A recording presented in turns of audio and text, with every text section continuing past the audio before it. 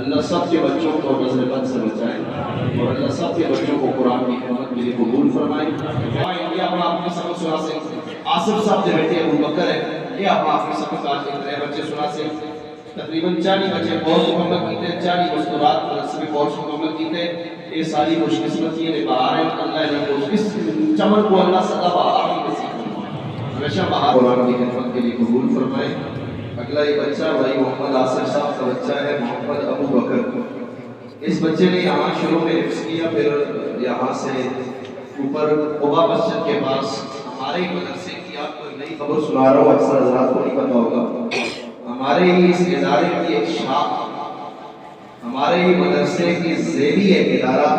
قبا مسجد کے قریب ہمارے ہی یہاں پڑے ہوئے ہماری شاگرد ہیں مولانا قاری عبد الباسط صاحب،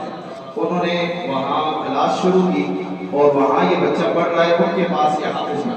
قاری عبد الباسط صاحب۔ آج موجود ہے قاری عبد الباسط، یہ استاد کا دن،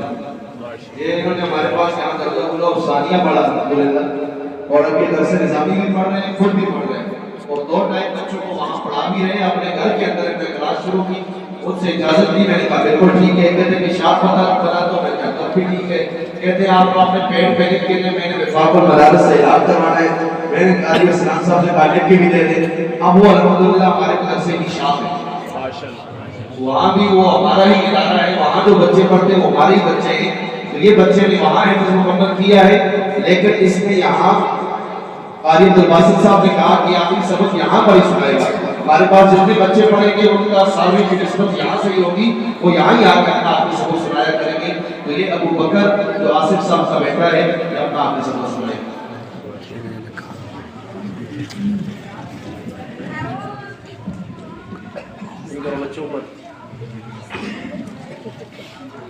أعوذ بالله من الشيطان الرجيم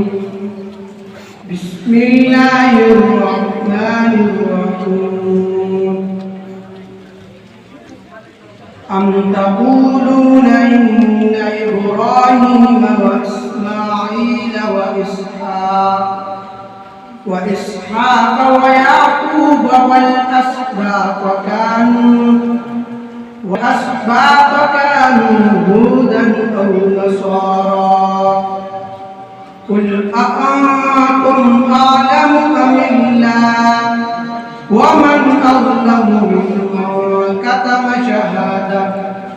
ممن كتم شهادة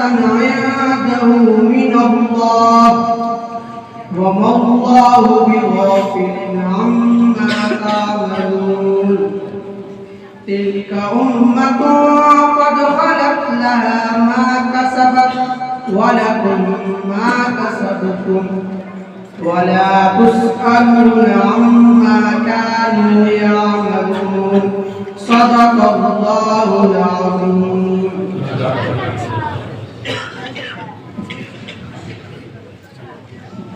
اب کون بھائی یہ نیت کرتا ہے، آخری بات اس کے بعد بیان شروع ہے،